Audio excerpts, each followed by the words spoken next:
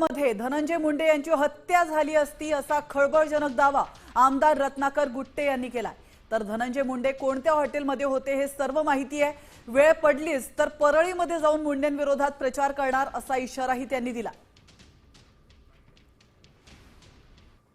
धनुभाऊ, अहो तुमचा इंदोरमध्ये मर्डर केला असता, इंदोरमध्ये तुमचा मर्डर झाला असता धनुभाऊ। आज आपल्यात नाहीत ते भैरवजी महाराज, त्यांनी वाचवलं तुम्हाला। कुठल्या हॉटेलवर होते